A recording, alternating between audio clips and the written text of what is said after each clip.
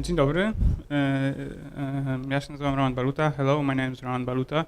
So I'd like to start from the first question, which is, do we have any English-speaking people here in the room?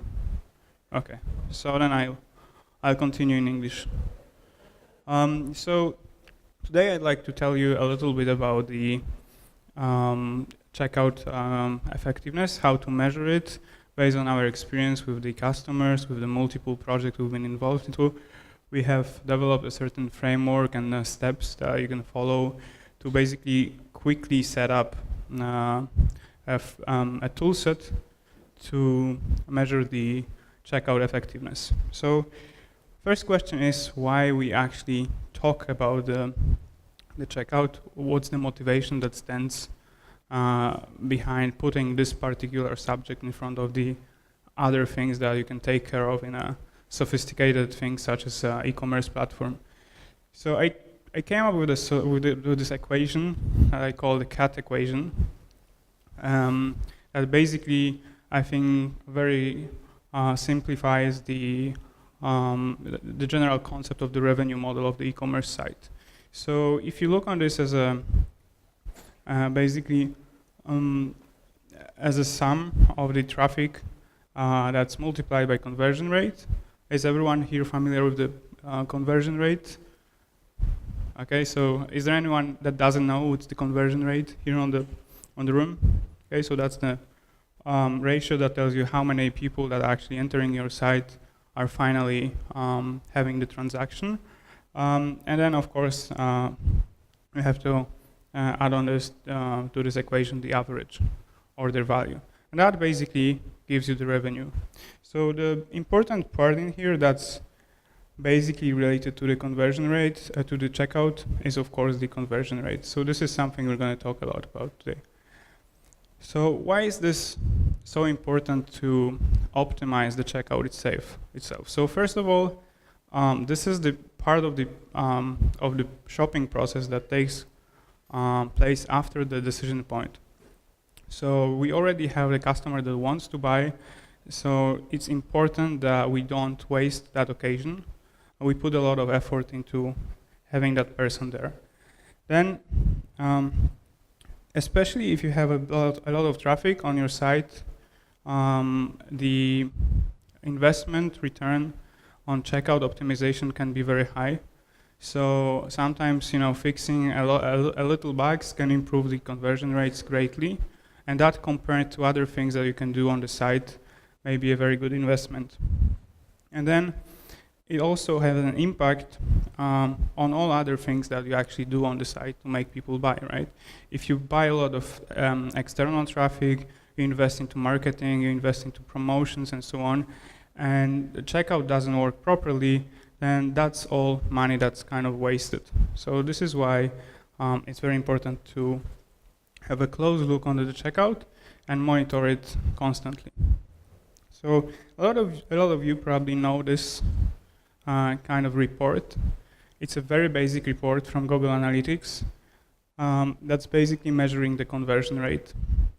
And of course it tells you quite a bit. It tells you how the conversion looks like over time, what's the revenue over time, but it doesn't answer the basic question that you might have, which is like, why my conversion rate is that low, which is 0.6 in this case, which is below the industry average for this particular report. So in order to answer that question, of course you need to have more knowledge except for a single digit that comes from the conversion from the standard e-commerce report. There is multiple ways to measure checkout. Today I will basically talk about Google Analytics because this is the tool that probably most of you are using. Again, maybe a good question would be to ask who's using Google Analytics today in your stores or in your projects. Okay, and who's using different tools, other tools, okay? What's the name of that tool? Okay, I didn't know that. So there are alternatives. It's important to mention it. There is a PVIC. It's an open source thing, so you own the data. That's a great difference to comparing to free version of Google Analytics. There is a mouse flow and other tools that basically let you observe how the user acts interactively on the site. Here is the watch out of the personal data, so that you don't record somebody entering the credit card numbers, for example. And then it's other tools that we've also used. For example, Woopra, that's nice for real-time user tracking, and a new recently bought company by Magento, which is the RJ Metrics. I haven't have any experience with that yet, but for sure this will be very deeply integrated with Magento, as it's the same company right now, so you should have a closer look on this. And of course, this is all the analytics data. So this comes from the browser and the scripts. On the other hand, we have the hard data that we store in Magento. So we have orders data, we have customer data, and we do also have reports. But those reports, as you all know, in Magento are kind of troublesome. When I was doing this presentation, I actually looked into Google, looking for how many problems do the reports generate, and only on the Stack Overflow you see there's 500,000 records on this. So using reports as a benchmark to what you get in analytics and a customer and order database may be a little bit cumbersome. To measure the checkout, it's very important to have the proper setup of Google Analytics. So first of all, what you need to consider is, of course, having several properties for all of your environments. You don't want to have recording the developers working on their local machines reporting to your production Google Analytics. And the other thing that it's not that obvious, and sometimes companies don't use that, is to define the views for each of those properties. So, of course, you want to have a view that's going to take all the data as it is.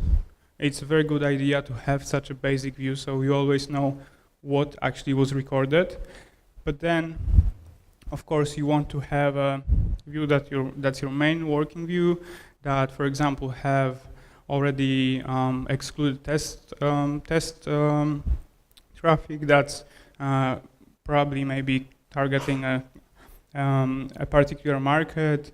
Sometimes you can have a different views for a B2B platform for the open section and the section that's actually requiring logging in. And you can even create views. We've seen such implementations that you create a view to actually measure your internal office traffic to see how your employees interact with your company. And another thing that's often an issue and is difficult to actually get rid of is the test traffic on the production environment, but not only the traffic, but also the test orders. So it's a bit different situation because the test orders, they will go also to Magento. So sometimes it needs to go, basically requires a custom development, marking the users as a test users and so on. In order to have a proper setup, first of all, you need to initially set up all the properties, JavaScript, things like this. But then it's very important also to verify if the data that you record is actually aligned with what you have in your Magento database. And the key elements that are worth checking, of course, is the transaction number. Sometimes there is a success page that's not visited by all the customers. For example, people are leaving to the payment gateway, never coming back to the site. So you will see there is a discrepancies here. The sales value, so you have to check whether the taxes are correctly transferred, whether the shipping amount is okay, and so on and so on.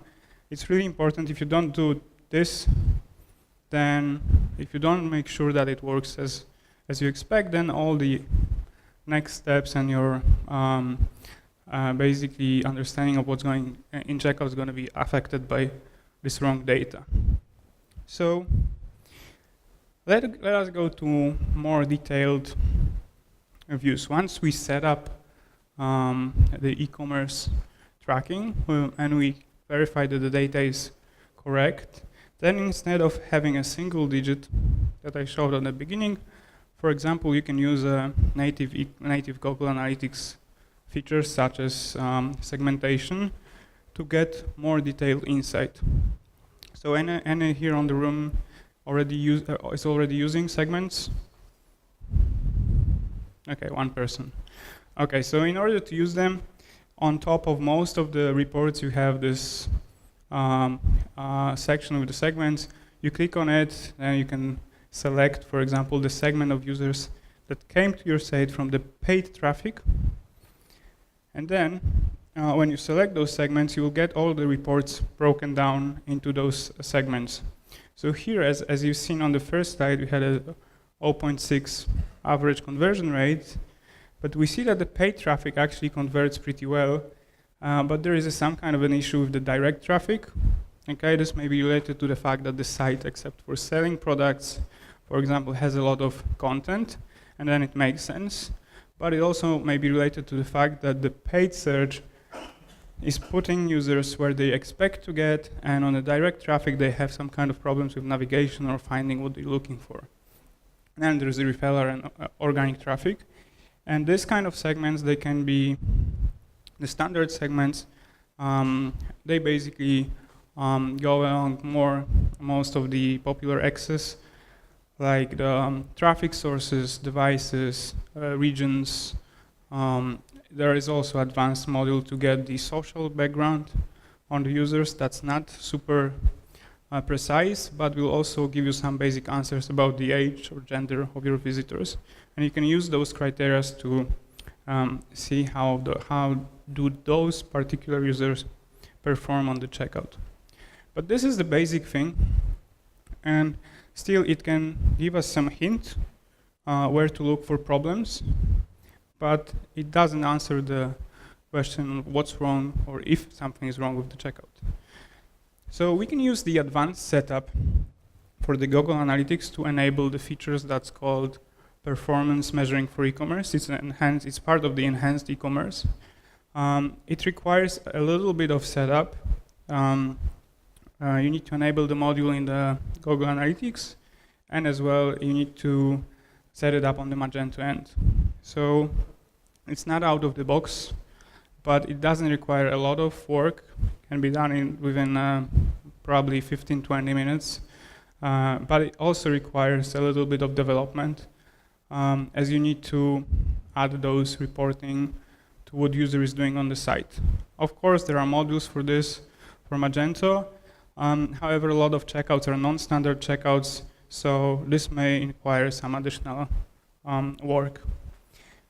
Once you enable this is how you enable this on the analytics site.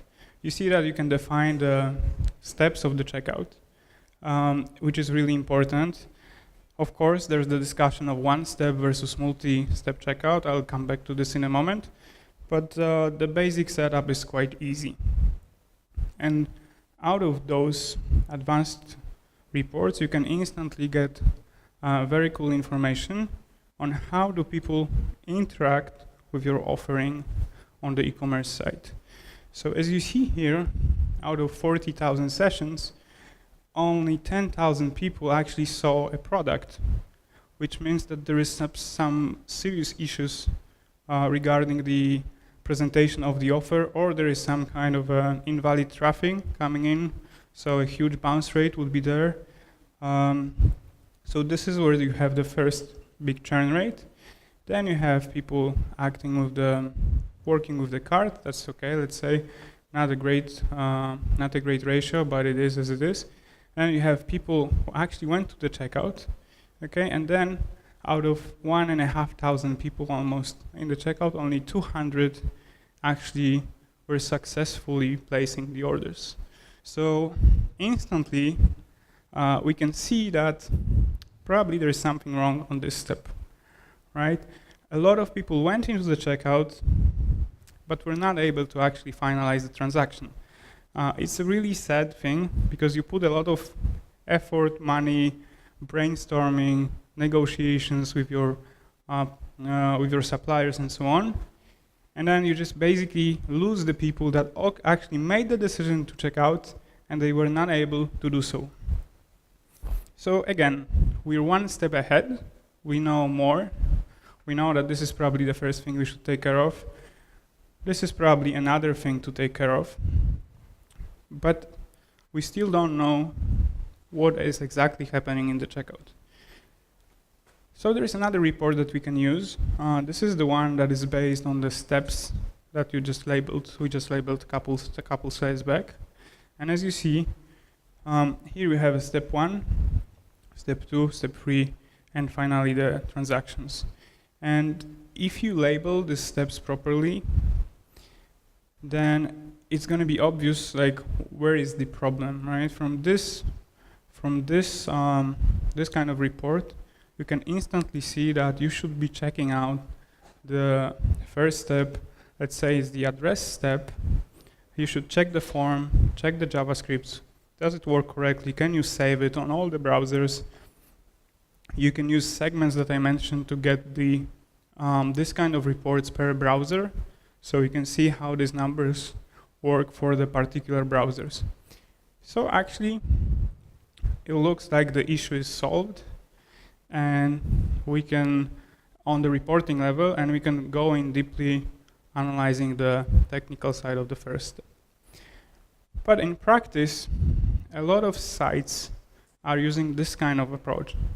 So there is only one step checkout, and this report, even if set up properly, will not give you more insight into what's happening on the site. So in such case, you may be lost, okay, but still there are things that you can do. On the other hand, I think that this is the point that is not discussed a lot, but this is the point where the multi-step checkout is a much better option than the single-step checkout. If you look on the reports on conversion rates, there is not a straight answer which one is better. For some applications, the one-step checkout is better. For some, multi-step checkout is better. Basically, the more options you have in the checkout, like advanced delivery options in Poland, paczkomaty, I don't know, donations, things like this, the more sense it makes to spread it through the steps. It's easier for the user, and it's much easier to track if something is wrong. So in this case, let's look on the checkout. It's a single page checkout. And the main issue here that you can instantly see and probably suspect that this brings a lot of problems to the users is the fact that this orange line is actually the cutoff of the screen on a very popular screen resolution. So when you enter to the checkout, what you see is like a half of this form, kind of a shipping method, but you cannot select it. This is the gift. You cannot select these options until all this form is filled out. So it's not really, for the not advanced users, it's very difficult to tell that you have to basically fill out this and go to the next step, and you don't see the order button, which is actually here, right? So you need to scroll that much to actually see the button that will let you place the order. The other thing on this particular checkout is that there's too many things that are not necessary here. Like sample of this is a fax field. It's not really necessary anymore. It's a standard field in Magento, so it's nice to tidy up basically the checkout. The more fields you have in the checkout, the longer it takes for the user to see the form, to understand it, to fill out the form. And if it takes more time, then there is the higher risk that he's going to be interrupted with the call from someone. He's going to be like, going somewhere else and so on. So basically, leave out the checkout. So we have some kind of an assumptions here that probably the scrolling mechanism is not great. And one of the ways to verify this is to create custom segments. So extend the standard segments into the custom segments, and for example, see how the checkout performs on a different resolutions. So that for the higher resolutions, then this cutoff is going to be much lower. So I'll be seeing the whole form I'll also be able to see the idea of the checkout. And when you set up this kind of custom segments, you see that there is a huge difference in the conversion rates between the resolutions. So the idea of showing this to you is that the segments can be used to actually understand what's going on in the checkout. And except for the standard segments, it's very easy to create a custom segments. They may be built on top of the standard parameters available in Google Analytics, but they may be also built on the things that you push to Google Analytics from your application. But let's go back to our example, and let's think of how we can actually see why or what do the people do instead of checking out. Like, what happens to them when they're trying to check out, but they cannot do so. So on this report, that's auto-generated report from Google Analytics, you don't have to, once you set up the advanced reporting, you don't have to do anything more. On the bottom of it, you can click on this rectangular space here and create a segment of people representing the traffic that's dropped off on this particular step. So you can very easily limit all the data that you see only to the people that actually had an issue with making the transaction and they did not do so. So this goes automatically. You can see that now we have only the only segment that we're observing right now is the segment of people that did not finalize transaction. And here on the report it makes sense. Okay, they all went to checkout. None of them finalized the transaction. The reason to show you this is a little hint that with the segments, sometimes they're quite customized, they're quite sophisticated, and it's nice to have a view on the report that we know what it should show, right? This case, we know that there should be 0 transactions. So it's good to see, to take a look on a report that basically proves that the segment we've created works as expected. So once we know that, we can go on. Before we go to the next step, there is one note. As you see here in the checkout, we have more people than actually people with people who added anything to the cart, people who viewed any item. The reason for this may be that there are returning users that already had things in the shopping cart and they're just trying to check out again. Another reason where you can have this kind of maybe not very expected results at the first sight is that, for example, you can have a checkouts with the optional steps. Like there's a step that displayed for the first time users, but is not displayed to the second time users. So with only that segment active, let's have a look on the flow of those users. So we're only looking at the people that actually tried to check out, but they did not, were not able to.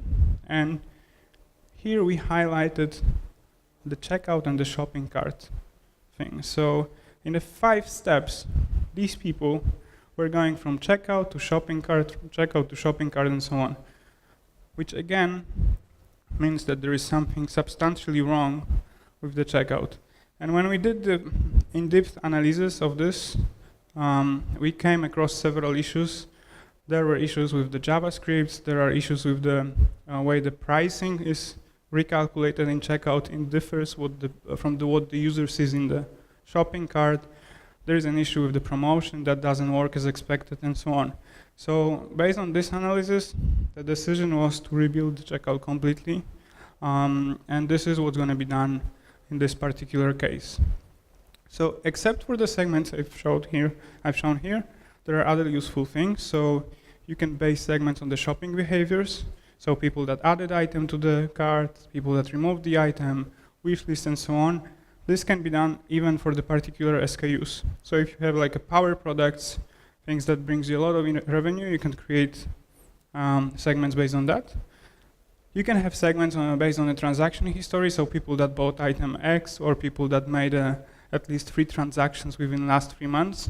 So you can have like your heavy users analyzed easily. You can have, of course, the traffic sources. This is what we've seen in the very beginning. You can have it segmented by the custom metrics. So, for example, you can have in your registration form the place to pay to place the birth of date, and based on this, you can fetch it to analytics, and then have a very precise information on the age of your customers, and segment them like under 20, over 30, and so on. And that's not going to be a thing from the Google statistics, which is available as a standard report, but it's going to be a very precise, as well as the total revenue, which can come from other sources, not only from Magento, not only from this side, but from the whole history of the customer. The custom dimensions, again, you can use, for example, the segmentation that you're using in Magento, put it to analytics, and use that back in for your reports. You can have a sex as a dimension. For the B2B implementations, we're using a customer type to analyze the performance for each of those types and so on. And then, of course, an important part is the search history, whether the user was performing the search, looking for particular category, brand, or whatsoever. In case that you have this one-page report, single-page checkout, the standard analytics checkout funnel will not work, but there is a way to overcome this. It's sophisticated to implement it in a way that it gives you streamlined information, because the user on a single page checkout can, from the last step, can actually go back to the initial step, change the data, go again, and so on. So you'll have a lot of duplicated data and so on. But it is possible to also create the funnel using a thing that's called events and the events funnel. And this is the example for the registration form. It's very critical for the B2B systems to understand how the registration process looks like and what are the leaks. So you can basically divide it into steps, like the email, the details, the form where they actually put the data on, and see how many of them go through this process. This can be used also to a single page checkout approach. The last thing I want to mention, and I think it's very important, is that once you set up all these tools, it's very important to keep the rhythm of verifying that data, so that you can see how it actually changes.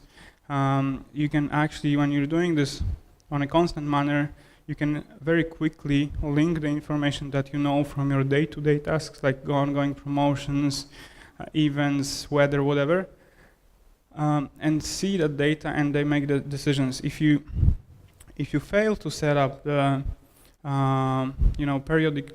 periodic check on this, it's going to be very difficult to understand what's going on the side, because you're not going to be able to link the analytic knowledge to what you know is going on in the business. So a very nice tool to do it is called a custom dashboard, something that will help you.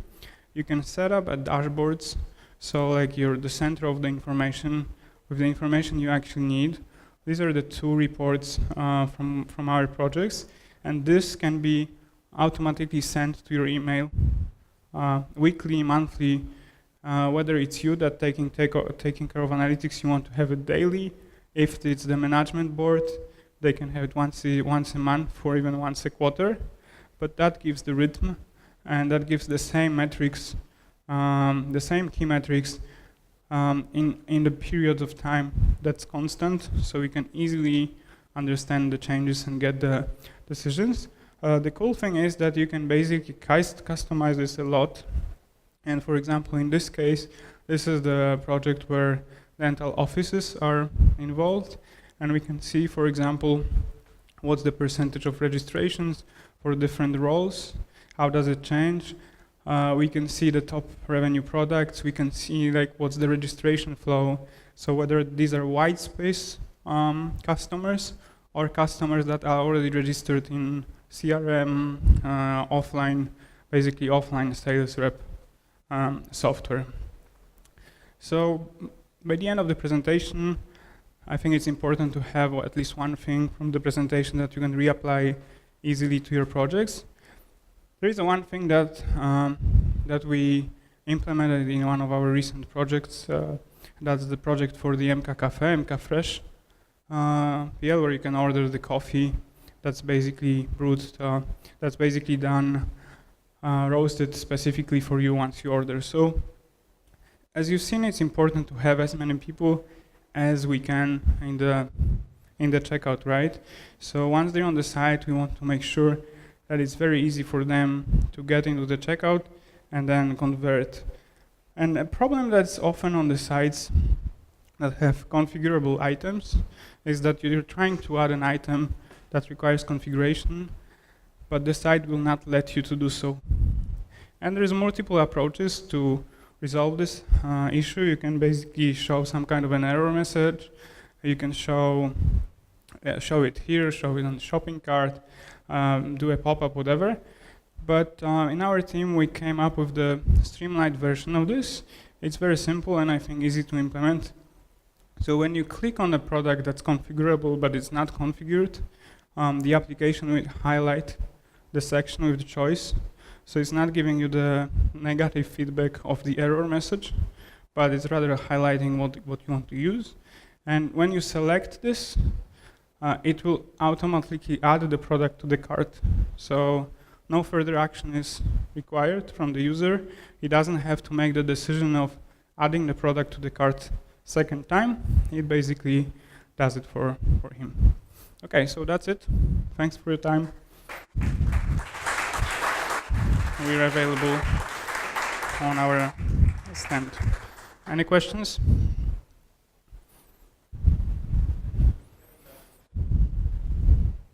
I don't hear.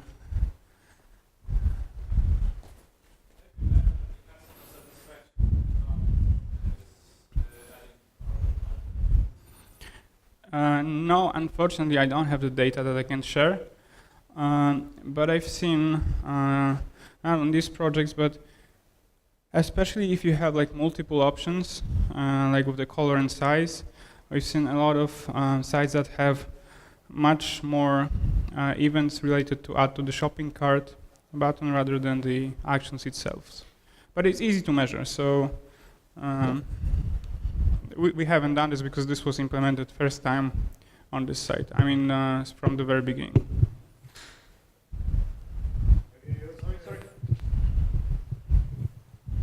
Have you used ever software that actually looks what user is doing, like Hotjar or something like that? Have you been experimenting with that? I didn't get the first part of the question. Have you ever experimented with a software that actually records what user is doing, like a Hotjar or something like that? Yeah, we did that with MouseFlow. So this is the software that records what's going on what's the user actually doing. So it records everything, the pointer and all the interactions. And we did this for one of the shopping clubs. In Poland, we also had an issue with the checkout trying to understand it. So it's a cool tool that basically it's really, I think it's kind of an enjoyable thing to look how people actually interact with the site. But it also requires a lot of time because what it does, when you work with those kind of solutions, you need to actually watch a lot of those movies with the interactions. They have some kind of algorithms that shorten it, so they will only record that when the user actually interacts with the site, so it makes it shorter, but still it requires a lot of time to actually go through those users and to know which ones would be interesting and so on.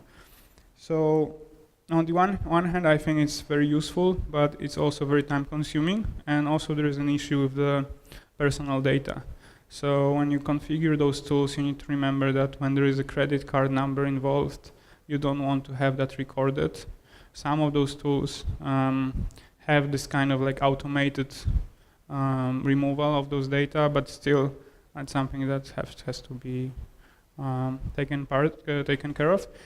And like my overall answer to this question would be that once you came to the conclusion that there is something wrong with a particular element, then this is where this kind of tools are useful. If you don't have a certain very small, spot that you want to take a look on, it will basically, it's too much data to understand it. No, so thank you very much. Okay, thanks again.